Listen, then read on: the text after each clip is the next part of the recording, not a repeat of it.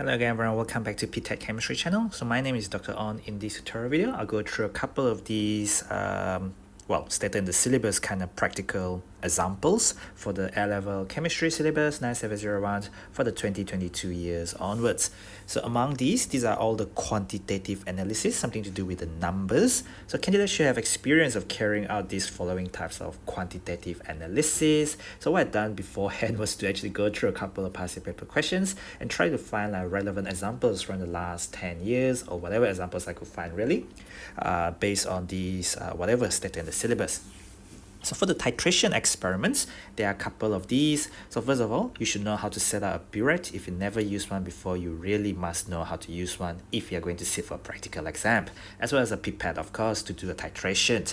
You have to do a rough titration first. So some students try to be exact, doing drop by drop from the very beginning. That is not the way it is. You should watch one of my experimental tutorial playlists where I explain what to do in a rough titration where you don't waste time at all. So you're expected to have done a rough titrations, and then you're expected to repeat the titrations until concordant result. Concordant result, as mentioned in the previous tutorial video about analysis of results, you are having plus minus 0.10 cm³ difference, because in A-level chemistry, each of your burette reading is recorded to 2 decimal places. For each reading, your reading is recorded to the nearest 0.05 cm³, and you needed final reading minus initial reading, such that for 2 reading, any titers obtained from 2 burette readings must have only a maximum difference of plus minus 0.10 cm³ for each titer.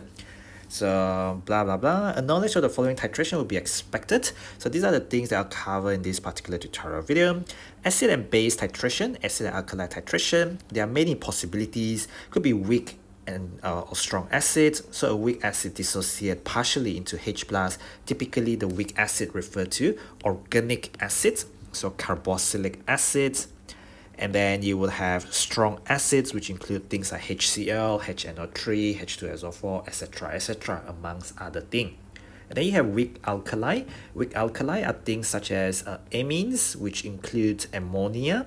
So those are weak bases. So those that have around pH 11, pH 10, like that. Strong alkali, anything that has hydroxide completely dissociated into hydroxide ions. So things like NaOH, potassium hydroxide, etc. Quite a few indicators are listed on page 61. The usual methyl orange, phenolphthalein, you should know their color changes from O-level or IGCSE days. But then there's also bromophenol as well as bromothymol, if I'm not mistaken, in the new syllabus. So bromophenol definitely in the new syllabus, so do check them out in the syllabus document. I've outlined a couple of the strange one, because strong acid, strong base, you will see it very, very common in AS as well as O-level and IGCSE stuff. Strong acid, strong base, very, very common. But then you have weak acid and strong base, so not very common. I've chosen 2 particular examples, and then there's also strong acid and weak base. There's only one example I could find, and this was the year when one of my students in the previous school actually had to do this particular practical. Hence I remember this one where they use ammonia as a weak base for that titration. I'm going to show you the first one is 1.1a. so this is winter 13, question paper 3.5. So winter 13, question paper 3.5. So this is about methanoic acid, propanoic acid, and then this alkene also containing carboxylic acid. So our usual carboxylic acid fragment, C double bond or OH. In your new syllabus, it is specifically stated in the syllabus that the functional group is not carboxylic acid. It is called carboxyl functional group, because it's got carbonyl and it's got hydroxyl. So it's got 2 different groups there. It has got carbonyl, which is C double bond O, and then it's got the hydroxyl, which is the functional group for alcohol, and you call that OH. So altogether you call it carboxyl, as stated in introductory organic chemistry. In your class of compound, so your class of compound, basically your homologous series, is that of carboxylic acid. They will all have the CO2H group associated with all the carboxylic acids. Now this particular question started by talking about dissolving this much mass of the acid. So this is a little bit about dilution questions. Actually, it's not dilution, it's making out a stock solution. This is make up a stock solution. I mentioned about how important this is in paper 5, and if they don't ask you in paper 5, planning practical, they can ask you in paper 3 where they ask you to do it. So this is the solid.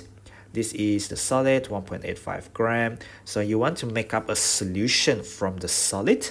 So you would add distilled water, but of course you have to weigh them out on a mass balance, and then you actually dissolve it in a beaker first, and you add in some distilled water, obviously not all the way to 250 cm cube volumetric flask. So this is a 250 cm cube volumetric flask, one of the key apparatus you use in the lab to make up stock solution. Stock solution has another name, it's called standard solution. So there was one paper 5 question, what is meant, or can you define what is stock or standard solution? It's a solution where you know the concentration. So it's a solution of non-concentration. So if you dissolve 1.85 gram of the solid, you need to convert that into mole. Mass over mR will give you the mole. And then you have a solution here, and solution chemistry, even from your early days in IGCSE or GCSE or O-level chemistry, you know mole equal to concentration times volume there.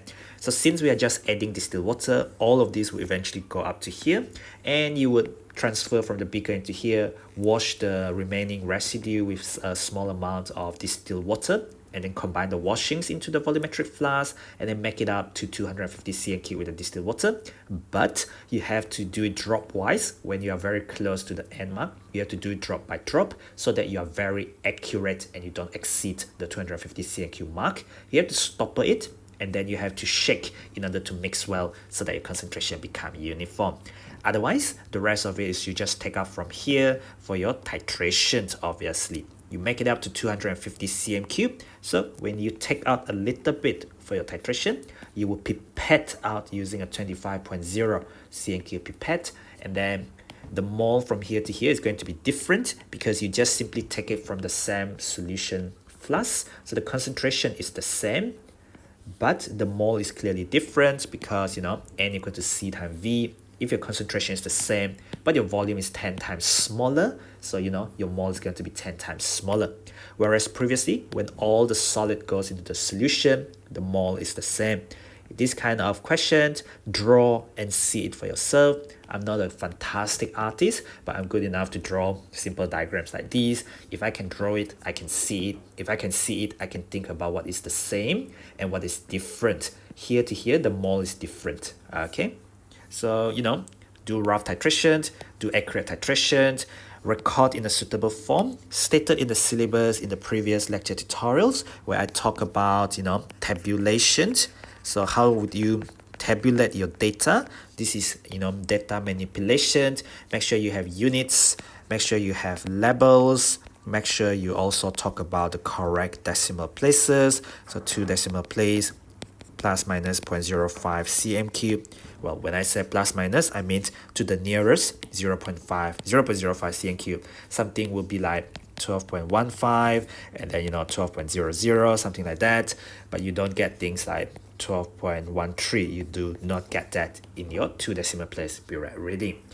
There are a couple of marks for accuracy. 1 mark is for your headers and labels, and there are some marks for your repeated and consistent titles. They are within plus minus 0.10 cm cube. Maximum, this is maximum error margin for titer, because how do you get your titer? You get it from 2 readings. You get it from final burette reading minus the initial burette reading, each of which is plus minus 0.05. So 2 readings required. Your error margin that is going to be plus minus 0.10, and then your percentage error in a titer, you know, final minus initial, that thing is going to be plus minus 0.05 multiplied by 2 because you needed 2 readings, and then divided by your titer, and you want the percentage error. Sometimes they also call this as percentage uncertainty. Uncertainty, basically the plus minus is to do with the percentage error. As you can imagine, if your titer is very small, so very small titer, let's say 1 cm cube, that is not going to be good because that's going to give you high percentage error. So not very good at all. You could argue that you want very, very big titer, but you know, if titer is very, very big, like let's say like 50 cm cube or 100 cm cube, you need more than one burette, and that is a waste of chemicals. So usually titrations therefore usually have their endpoint within 20 to 30 cm cube, something like that, which is sensible volume. Okay. And the rest of it is just questions. You should really be able to do the rest of these. If you're, trying to revise for practicals, you need to make sure you know how to do the calculation as well. So you can come up with your own values, not for the actual titration, but when you're practicing at home, if you want to see whether you can do the questions or not, just come up with a sensible volume for the burette titer. So, just sensible, just make up some values. So if I'm to make up a value here, I don't know, final burette reading. So I'm just showing you for one example, final reading, CMQ, or you can say final volume, and then you have initial reading or initial volume on the burette. Make sure you have the unit, and then take the difference. This is your titer or your volume of the titer, and this is in cm cube. And what is this going to be? You need at least 2 or 3 accurate readings. So I don't know, 0.00 for instance, and then you have 23.55. So I'm trying to do accurate titers here, right? I could have started from 10.00. There's no problem, but then I would just have, I don't know, 33.50 for instance. Then this will give me 23. This will give me 23.55, or if just now was 50, 23.50 would have been okay. And then I put a tick to indicate that these are my best results. They are within plus minus 0.10 cm cube. And just like that, we come up with a value which we could have used for our titration. But of course, when you do the actual practical, you do not know the value, do not guess the value, but it will be something sensible. Usually it will be like between 20 and 30, but I cannot guarantee it will always be that volume, but usually it's around that range, and you should be able to do the experiment to confirm it for yourself. So this was from the November 13 paper 3.5. It's just one example of organic acid titrating with the base. So it's just a normal titration, to be honest. The second one is between a weak acid and a strong base. This is also very similar. This is going to be organic acid, something that contains carboxylic acid. So when you have things like, let's say, CH3CO2H, I am not saying that this is CH3CO2H, but I'm just saying that when you have a weak acid, it partially dissociates into H plus ion, so it is a weak acid. Your job is to identify the anion A, because this sodium hydroxide is of non-concentration. So from there, you can get the HA information. You can get the mole of HA. And if you know the mole of HA, you can get the MR of the HA. And you can take away the hydrogen MR. Remember, periodic table is now given in paper 3. If you look at the syllabus paper for the 2022 paper 3, the periodic table is given, which means that you can expect periodic table to be given this kind of question, and you'll be able to take away the relative atomic mass of one hydrogen, and you can refer to the structure and see what kind of anion could it be, considering that it's organic base, and you will be able to work it out based on carbon forming 4 bond, and you can sketch out some stuff. But basically it's between weak acid and strong base there. How about the next one? The next one is, this is between strong acid and weak base. This is for the summer 2015, so June 2015, question paper 3.4. This was one of the unusual one. I remember because my previous batch of students actually had to do this particular practical. This is between weak base and strong acid. So it's just a normal titration, to be honest. It's just that it stinks of ammonia, because ammonia smells a little bit like urine. But basically, they told us the ammonia was diluted. So you see, measure out this much volume of the concentrated ammonia.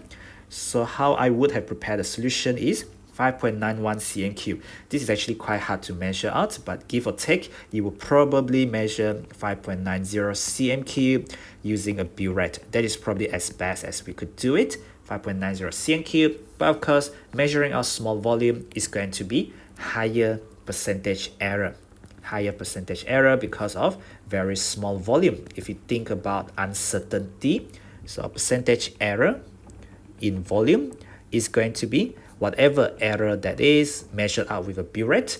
And because I measured it with a burette, so there's plus minus 0.05 for one burette reading. I have final minus initial on the burette, so I need to multiply by 2, divided by the 5.90 cm cube. and then this will give me a much higher percentage error compared to if I'm not measuring 5.90. How about if I measure 5 times that? Because I will be making up the solution for a lot of students, so I don't make it up for one student in particular. So I will not measure 5.90. I'll probably measure out 5 or 6 times more than that with a burette, and by having bigger volume and by using the burette as well, the top bit doesn't change, but the bottom bit having bigger volume. Therefore, I will reduce the percentage error with my burette reading. All about analysis and evaluation. So here, this is your 5.90 cm cube of your concentrated ammonia. What are we going to do? We are going to make it up into 1 dm cube. So here is 1 dm cube. So of course you don't have 1 dm cube volumetric flask in the school laboratory. Well, not for practical. If you look at the list of apparatus that you will be expected, I think in the previous lecture tutorial I went through that bit from the practical syllabus for this 2022 syllabus onwards. Okay, so you're expected to use a 250 cm cube volumetric flask, but this kind of dimension does exist because this is what your teacher or the lab technician would have used to produce, well, to make up the solution for all of the students sitting for the exam. Okay, so what happened there is you add distilled water. You are diluting. So this is slightly different. This is not making up a stock solution per se, because you're not starting from a solid, you're starting from a solution. You're just adding water. This is simply called dilution. But simply adding water, so that means C1 times V1, this is the mole of the concentrated ammonia, must be equal to C2V2 because this is the mole in the diluted ammonia. All I've done is I have just added water. So the mole is the same. The mole is the same. That's the key factor. If I draw the diagram, I can see I'm just adding water, the mole is the same, and I should be able to do my calculations and work backwards. Hence, all these kind of questions, they are called backward titration. Backward titration, very, very important concept. Draw some diagram and be able to do these kind of calculations. Have a look at my tutorial playlist on mole calculations in stoichiometry. I think I added these particular videos on backward titration calculations in the experimental tutorial playlist as well. So this is from the Summer 15 question paper 3 form. The titration behave just like normal thing. Rough titration, exact titration, 2 exact titers, plus minus 0.05 cm cube difference for your best titers. And of course, if you don't have the value at the moment because you are just preparing for practicals and your teacher and the lab will be closed and the teacher cannot do any more practical with you, and therefore, you can come up with your own values, something sensible between 20 to 25 or between 20 to 30 cm cube, of course 2 decimal place, and you're just practicing the consistency and practicing to see whether you can do calculations or not. Of course, the value might not be exactly as stated in the confidential instructions, but what you could have done is really practice the calculations involved, because students think, oh, I'm very bad with theory, I'll just score the practical. Okay, but your exam will also consist of all the calculations, which are all based on O-level, IGCSE or GCSE 14 to 16 years old chemistry content there. I think the last thing I can talk about is, no, actually, I think that's pretty much everything I can talk about. So that's it really on the acid and alkali titration, where strong acid and strong base titration are very common. These two are less common, but they are entirely within the syllabus because of what they have specified here. Indicators used, the usual methyl orange, the usual phenolphthalein, bromophenol or bromothymol blue. You're supposed to know the color changes, all are stated in the syllabus. In the next tutorial series, I'll talk about the redox titrations, manganate with hydrogen peroxide, iron 2 nitrite, this ethane dioic acid, as well as its salts, and also briefly talk about the thiosulfate and iodine titrations. Those two belong to redox titration, which deserve its own tutorial video in that regards. Okay, so I hope that has been useful. I have not gone through all the questions. That's what I'll do with my students in my private tutorials. But what I can show you really is, some examples of whatever have been stated in the syllabus very, very exclusively and already published by Cambridge 3 years in advance of your practical. Okay, thank you for watching. Don't forget to click the button on the bottom right to subscribe to my channel. Follow me at ptet.chemistry. That's at ptet.chemistry on Instagram, Facebook, Twitter, and Telegram to get connected. I'll see you in the next tutorial video.